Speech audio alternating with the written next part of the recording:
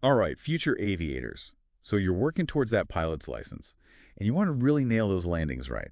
Well, today we're going to go deep into Chapter 9 of the FAA's Airplane Flying Handbook, all about approaches and landings. Consider this like your cheat sheet to becoming a landing pro. You know what's interesting about this handbook? It doesn't just like throw technical jargon at you. It actually breaks down landings into these 5 clear phases. Base leg, final approach, round out, touchdown, and after landing roll. It sounds pretty simple, right? But trust me, each phase has its own little quirks and challenges. Okay, let's break it down. We've got to talk about flaps. Now, you might think flaps are just for like slowing down on approach, but there's more to it than meets the eye. They actually change the whole aerodynamic profile of the plane, and the way a plane reacts to flap deployment can be pretty surprising. Right. You see, when you first extend those flaps, the plane might actually balloon upwards a bit. That's because that initial flap deflection creates more lift and drag. But here's where it gets really cool. The plane's design dictates how it pitches after that initial lift increase. So some planes might pitch up, some might pitch down. It's like each plane has its own personality when it comes to flaps. So it's not just a one-size-fits-all approach with flaps. You really need to understand how your specific aircraft is going to react. So what's the best way to avoid any surprises during flap deployment? Well, the key here is to extend those flaps incrementally. As you approach the runway, this makes for a much smoother descent and avoids those sudden unexpected pitch changes. And of course, after any flap adjustment, don't forget to retrim. Retrimming is crucial. Okay, next up, let's talk about the stabilized approach. Now, this might seem basic, but it's really the foundation of a safe landing. Absolutely. Think of a stabilized approach as maintaining a constant glide path to a specific point on the runway. Imagine like you're drawing this invisible line in the sky descending steadily towards that touchdown point. And here's a neat little trick to help you judge if you're on track. Pick an aiming point on the runway. If that point appears stationary relative to the horizon, you're good. If it moves up, you're too low. If it moves down, you're too high. So it's like finding that sweet spot on a video game, except with much higher stakes. And speaking of things that can go wrong, let's talk about those wrong surface landings. hmm It's hard to believe, but it happens more often than you think. It does. Pilots landing on the wrong runway taxiways, even mistaking another airport for their destination, it's mind-boggling, but it can happen. Things like unfamiliarity with an airport, getting complacent, or even pilot fatigue can lead to these really dangerous errors. Wow. So what can our listeners do to avoid becoming a statistic? Preparation is key. Study those airport diagrams ahead of time. Utilize your GPS to confirm your position. And if there's ever any doubt, don't hesitate to go around. It's always better to be safe than sorry. And remember, good judgment is just as important as technical skill. Good point. Huh. Okay, let's move on to something that really relies on your visual skills, estimating aircraft movement and height.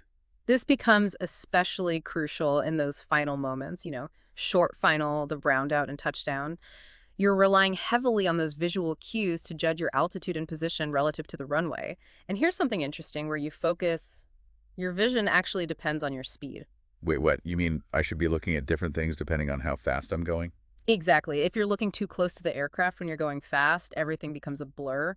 You lose those important peripheral cues. But if you're looking too far ahead, you lose accuracy in judging your height above the runway.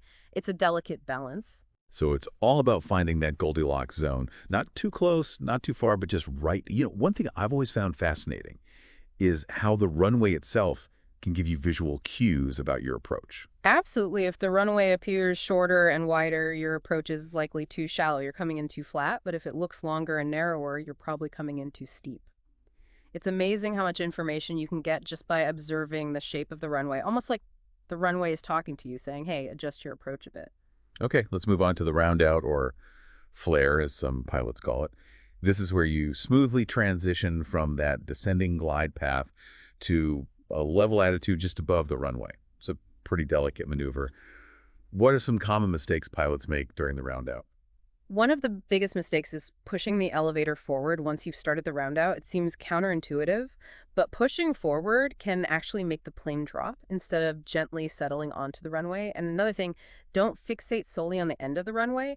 Keep your peripheral vision engaged to maintain awareness of your position and alignment. So it's all about maintaining that smooth, controlled pullback on the elevator. And a good tip I remember from my training is to keep one hand on the throttle throughout the round out, just in case you need a little burst of power to adjust your descent rate. Absolutely. You always want to be prepared for the unexpected. All right, let's talk about the moment of truth touchdown. This is what it all comes down to. Ideally, you want that gentle settling on the main gear just above stalling speed. But here's a technique that I still find a bit counterintuitive, holding the wheels a few inches off the ground for as long as possible. Can you explain that one to our listeners? I know it sounds strange, but it's all about maximizing aerodynamic braking and ensuring a truly smooth touchdown. Instead of forcing the plane onto the runway, you're letting it settle naturally, controlling that descent with the elevators. It's like a ballerina gracefully landing on her toes rather than stomping her feet. It's all about finesse and control. And speaking of control, let's talk about those go-arounds. Sometimes it's better to climb away and try again than to force a landing that isn't working out. Go-arounds are a normal part of flying, and every pilot should be prepared to execute one safely and confidently. Remember those three cardinal principles: power, attitude, and configuration. Okay, break those down for us. What exactly do those principles mean in the context of a go-around? Well, power means applying full power to initiate the climb attitude, refers to establishing and maintaining a safe climb attitude, usually around 5-10 degrees nose up. And configuration means retracting the flaps and landing gear as needed, depending on your aircraft's procedures and the specific situation. And don't forget to communicate your intentions to air traffic control. Let them know you're going around so they can adjust traffic flow accordingly. Now, one thing that can be a bit tricky during a go-around, especially one initiated close to the ground, is ground effect. Yes, ground effect. It's that cushion of air you feel when you're close to the ground. It can give you a false sense of increased lift and performance, but as you climb out of ground effect, that extra lift disappears and your climb performance might decrease. It's important to be aware of this transition and make sure you have enough altitude and airspeed to clear any obstacles. So it's like you're getting a temporary boost from ground effect, but you can't rely on it for too long. All right, let's talk about a maneuver that some pilots might shy away from, but which can be incredibly useful: intentional slips. Slips are a fantastic tool for quickly losing altitude without gaining speed, or for correcting your ground track. If you're drifting in a crosswind, they're like having a secret weapon in your piloting arsenal. Okay, I'm intrigued. Break it down for us. What are the different types of slips and how do they work? Well, we have two main types: the forward slip and the side slip. In a forward slip, you lower one wing and apply opposite rudder to maintain your heading.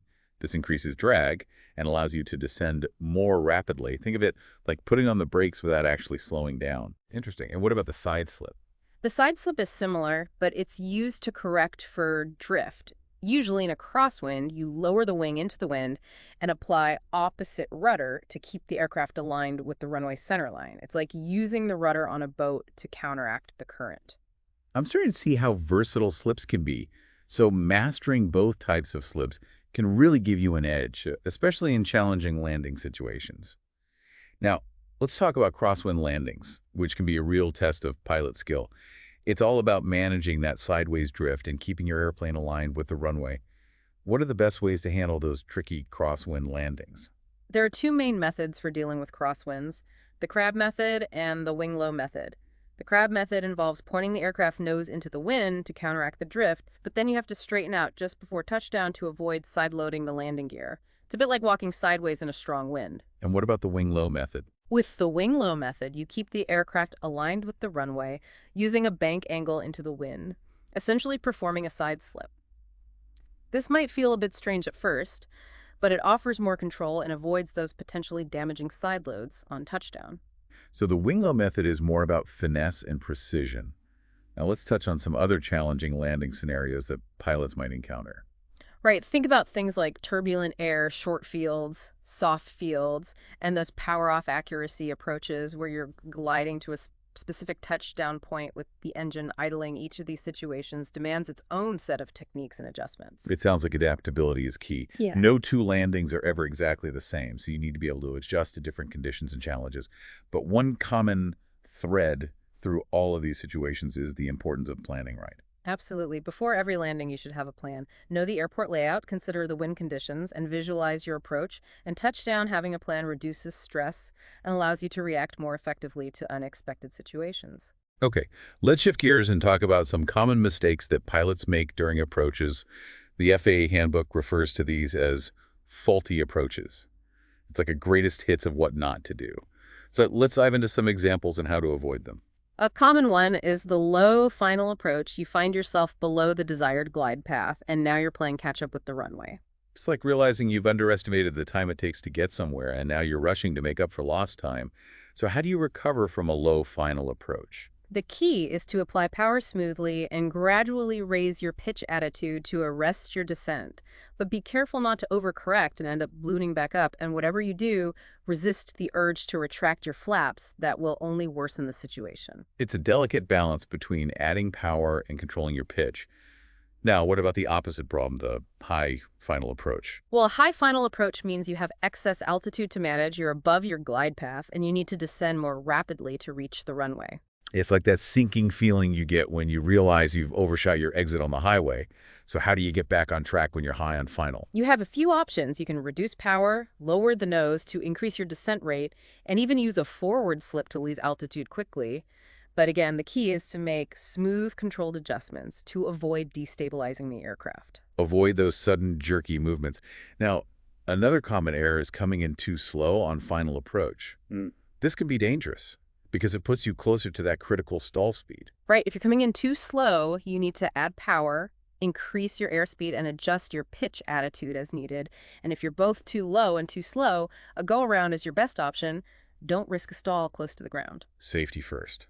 Now let's talk about the role of power in approaches and landings. Hmm. It seems like there's a bit of debate among pilots about how much power to use, especially during the round out. Power is a valuable tool, but it's important to use it wisely. It can help you fine-tune your glide path, cushion your touchdown, and even help prevent a stall in certain situations.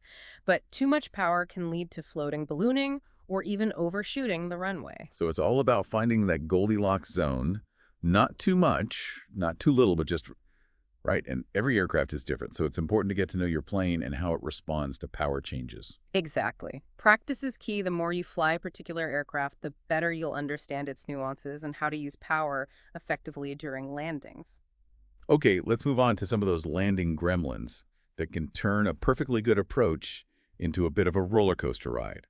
High roundouts, late roundouts, floating, ballooning, and bouncing. Right. These are the things that can make even experienced pilots cringe. Let's start with the high roundout.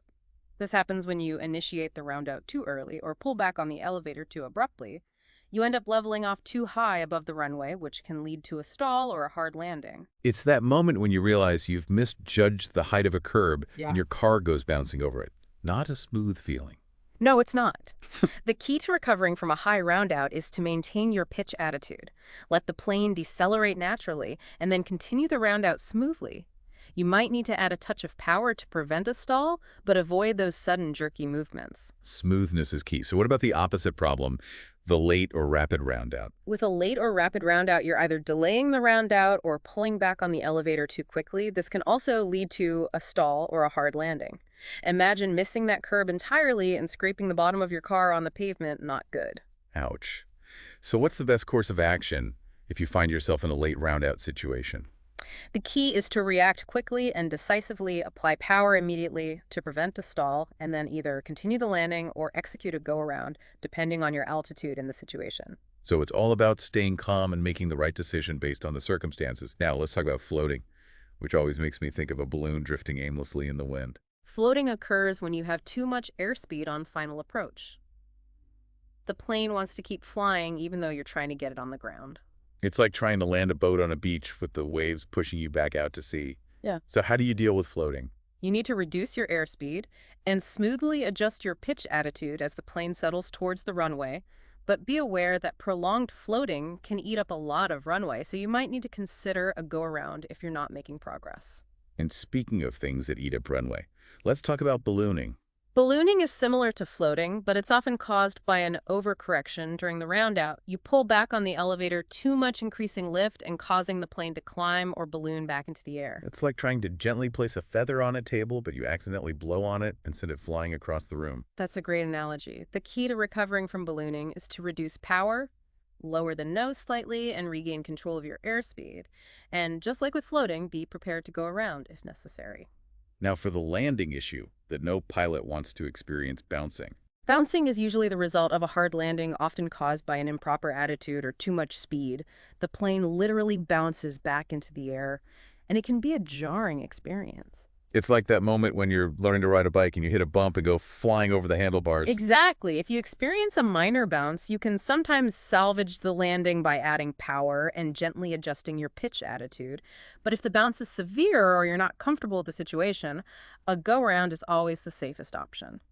Better to climb away and try again than risk another bounce. Absolutely. And speaking of multiple bounces, there's a related landing issue called porpoising. This is essentially a series of bounces, often caused by over-controlling the aircraft, especially with the elevator. Imagine those inflatable punching clowns that you can't seem to knock down. They just keep popping back up. I've definitely had my share of battles with those inflatable clowns. So how do you stop the porpoising madness? The best approach is to apply full power, raise the nose to a safe climb attitude, and go around trying to fight a severe porpoise can actually make it worse, and it's not worth the risk. Safety first. Okay, I think we've covered a lot of ground here on approaches and landings. Any final thoughts for our listeners before we move on to some specific landing scenarios? Remember, good landings are all about practice precision and a good judgment practice. Those key maneuvers, pay attention to visual cues, and don't be afraid to go around if things aren't feeling right, and most importantly, never stop learning. Words to live by. All right, let's take a deeper dive into some specific landing types. Let's start with those kind of heart-pumping short field landings. They're all about precision and squeezing every bit of performance out of your aircraft. Short fields definitely get the adrenaline going. It's like trying to parallel park a limousine in a compact car spot.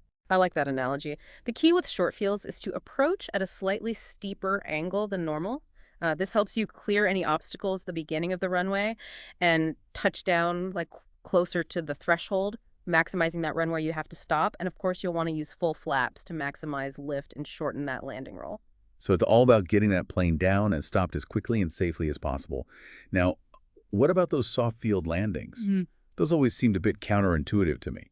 You would think you want to land gently on a soft surface, but the handbook actually recommends keeping weight off the wheels for as long as possible. That's right. It's all about minimizing stress on the landing gear and preventing your wheels from digging into that soft surface, whether it's grass, dirt, or even snow. The goal is to touch down as smoothly as possible and then use a combination of back elevator pressure and engine power to gradually transfer the weight from the wings to the wheels. So it's like a delicate balancing act, keeping the plane just above the surface while you bleed off speed and gently settle onto the main wheels. Precisely. And just like with short field landings, you'll typically use full flaps for soft field landings. But keep in mind that those flaps might be more susceptible to damage from, debris kicked up by the wheels. Yeah. So assess the situation and use your judgment. Okay, next up are power-off accuracy approaches. These sound like a real test of piloting skill. It's all about gliding to a specific touchdown point with the engine idling. Talk about pressure. Power-off approaches are all about honing those judgment and planning skills you need to accurately estimate your glide path, manage your airspeed with pitch control, and be ready to make adjustments based on wind conditions. It's a great way to build confidence in your ability to handle the aircraft without engine power. It's like they're taking away your safety net and saying, all right, let's see what you got. So it's a valuable exercise for both building skill and increasing confidence in emergency situations. Exactly. Speaking of emergencies, the handbook emphasizes the importance of staying calm, assessing the situation, and following those emergency procedures you've practiced, time and time again, because in those moments, muscle memory and clear thinking are your best allies. Muscle memory and clear thinking. I'm going to write that down. Okay, now let's get back to those faulty approaches, those common mistakes that we want to help our listeners avoid. We talked about low final approaches and high final approaches. What are some other things pilots should watch out for? Well, one common issue is failing to maintain a stable approach. Remember that invisible line in the sky we talked about earlier? Maintaining that constant glide path is crucial for a safe landing. If you're all over the place, you're setting yourself up for problems. It's like trying to thread a needle while riding a roller coaster, not going to end well. Exactly. And another common error is poor airspeed management. Flying too fast or too slow can make it challenging to control the aircraft during the approach and landing. You want to find that sweet spot where you have enough speed for control, but not so much that you float halfway down the runway. It's like going to cook a souffle. You need that perfect temperature or it's going to be a disaster. And of course, one of the biggest mistakes pilots make is failing to recognize a bad approach and continuing the landing instead of opting for a go-around. Sometimes it's just not your day, and that's okay. It's better to swallow your pride and climb away than to risk a dangerous landing. So remember, listeners, a go-around is a sign of good judgment, not a failure. Speaking of good judgment, let's dive into some specific landing issues that can arise even when you're maintaining a stabilized approach. We talked about bouncing ballooning and porpoising. What about something called wheelbarrowing? Ah, yes, wheelbarrowing. It sounds like a gardening term. But in aviation, it refers to a situation where too much weight is concentrated on the nose wheel during the landing roll. This can make it difficult to control the aircraft, especially in a crosswind. It's like trying to steer a shopping cart with a wobbly front wheel. You never know which direction it's going to go. Exactly. And like that wobbly shopping cart, a wheelbarrowing airplane can be tough to keep on a straight path to prevent wheelbarrowing. Make sure you touch down in the proper landing attitude, gently lower the nose wheel to the runway, and avoid using excessive braking. So it's all about maintaining that balance and control throughout the landing roll. Okay, let's talk about the dreaded hard landing. Yeah. No pilot wants to experience this, but it happens. What causes hard landings and how can we avoid them? Hard landings can be caused by a variety of factors, including an improper approach angle, excess speed, or poor timing during the round out, and unfortunately, they can put a lot of stress on the aircraft. Imagine dropping your phone on concrete. You just hope it survives the impact. Ouch. So what's the secret to a butter-smooth touchdown? The key is to focus on maintaining a smooth, controlled descent throughout the approach, accurately judge your height above the runway, and use a gentle touch during the round out and touchdown. Remember, finesse over force. Speaking of smooth touchdowns, let's revisit those crosswind landings and emphasize the importance of touching down with your longitudinal axis aligned with the runway. Why is this so important? Touching down aligned with the runway is crucial for preventing side loads on the landing gear, which can lead to damage or even structural failure. You want to avoid that sideways skid that can put unnecessary stress on the aircraft's undercarriage. So it's all about keeping the plane straight as an arrow as those wheels kiss the runway. Now, let's talk about a maneuver that every pilot should know how to execute the go-around. A go-around is a decision to abort a landing and climb back into the air. It's an essential safety maneuver that can be used in various situations, such as an unstable approach, an obstruction on the runway, or a sudden change in wind conditions. Think of it as hitting the reset button and giving yourself another chance to nail that landing. Exactly. And when it comes to go-arounds, what are those key things that pilots need to remember? There are three cardinal principles for a successful go-around: power, attitude, and configuration. Apply full power immediately to initiate the climb establish, and maintain a safe climb attitude, typically around 5-10 degrees nose up, and retract your flaps and landing gear as needed, depending on your aircraft's procedures and the specific circumstances. And of course, don't forget to communicate your intentions to air traffic control. Let them know you're going around so they can adjust traffic flow as needed. Right. Communication is key in any aviation situation. And while we're on the topic of go-arounds, let's revisit that concept of ground effect, which can sometimes create a false sense of security during a go-around. Ah, yes, ground effect. Yeah. That magical cushion of air that makes you feel like you can defy gravity. Yeah. It can be deceptive though, right? Exactly. Ground effect can give you a false sense of increased lift and performance, which can be helpful during a go-around. But as you climb out of ground effect, that extra lift disappears and your climb performance might decrease. It's like running uphill and suddenly hitting a wall. So you need to be prepared for that transition and make sure you have enough altitude and airspeed to clear any obstacles. All right, let's revisit those intentional slips, which we talked about earlier. They can be really useful tools for pilots, especially in challenging landing situations. Absolutely. Slips are a great way to lose altitude quickly without gaining speed, or to correct for drift in a crosswind. And remember, we have two main types of slips: the forward slip and the side slip. Right. Can you refresh our memories on how those slips work? A forward slip involves lowering one wing and applying opposite rudder to maintain your heading. This increases drag, allowing you to descend more rapidly. It's like putting on the brakes without actually slowing down. Okay, and what about the side slip? The side slip is used to correct for drift, typically caused by a crosswind. You lower the wing into the wind and apply opposite rudder to keep your plane aligned with the runway. It's like using the rudder on a boat to counteract the current, keeping you on course despite the sideways push of the wind. Now let's talk about a phenomenon that can make landings a bit more challenging, especially on wet runways. Hydroplaning.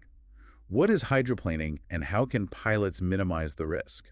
Hydroplaning occurs when a layer of water builds up between your tires and the runway surface, reducing friction and making it difficult to control the aircraft. It's like trying to drive a car on an ice rink. Your tires lose their grip and you can quickly lose control. So it's a situation you definitely want to avoid. What can pilots do to reduce the risk of hydroplaning? Well, the first thing is to be aware of the runway conditions. If it's raining heavily or there's standing water on the runway, be extra cautious, land at a slower speed than usual to reduce the risk of hydroplaning and avoid heavy braking, which can actually increase the likelihood of hydroplaning. Instead, use aerodynamic braking like spoilers or reverse thrust to help slow the plane down. So it's all about reducing speed and maximizing control on those slick surfaces. Okay, we've talked about specific landing scenarios and common landing issues. Let's wrap up our discussion of approaches and landings by revisiting those faulty approaches that we talked about earlier. What are some common mistakes pilots make during approaches, and how can they avoid them? Well, we already discussed the importance of maintaining a stable approach and managing your airspeed effectively. But beyond those fundamentals, pilots also need to be vigilant about their altitude and their decision-making throughout the approach. Can you give some examples of those faulty approaches and how to avoid them? Sure, one common error is misjudging your altitude on final approach. This can lead to coming in too high or too low, which can complicate the landing and increase the risk of a go-around, or even a hard landing. Pilots can use visual cues like the runway's appearance and their instruments like the altimeter to help maintain the correct altitude throughout the approach. So it's about using all the tools at your disposal to stay on track. What about decision-making? What are some common mistakes pilots make in that area? One common mistake is failing to recognize a deteriorating situation and continuing the approach when a go-around would be the safer option.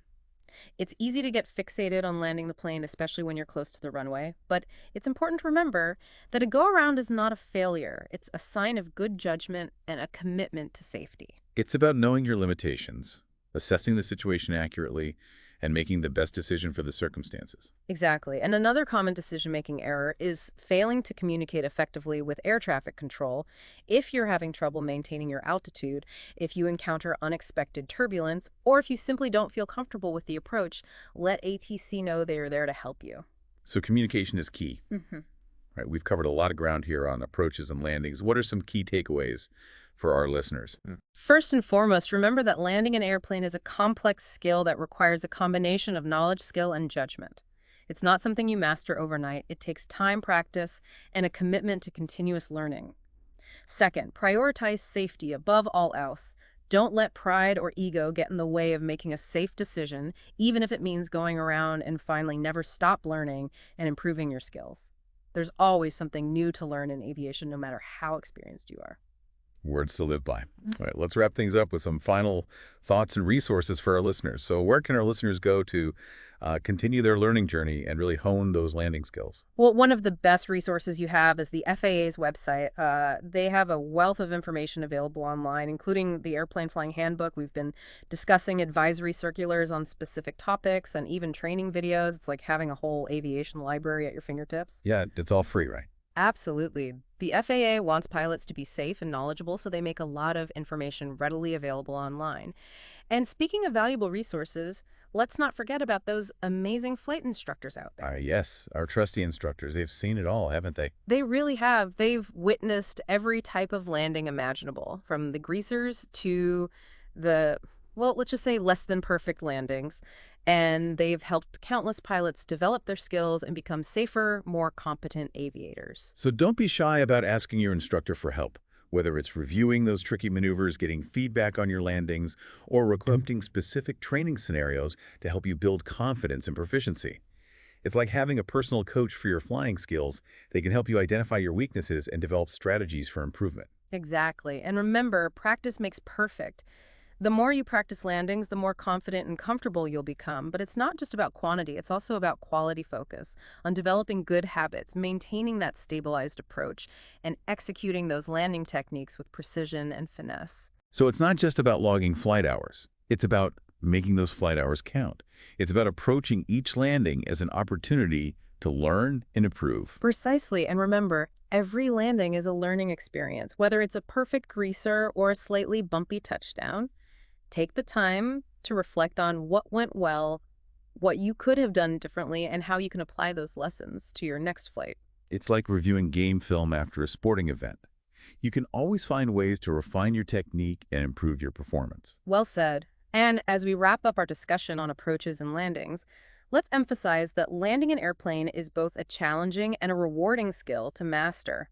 It's a complex dance between pilot and aircraft, requiring a blend of knowledge, skill, judgment, and a touch of artistry. It's that exhilarating moment when you feel the wheels gently kiss the runway, knowing you've safely completed another flight. Exactly. And remember, as you continue your journey as a pilot, always prioritize safety practice diligently, never stop learning, and most importantly, enjoy the ride. The sky's the limit. Well said. Keep those wings level and those landings smooth, everyone. And until next time, happy flying.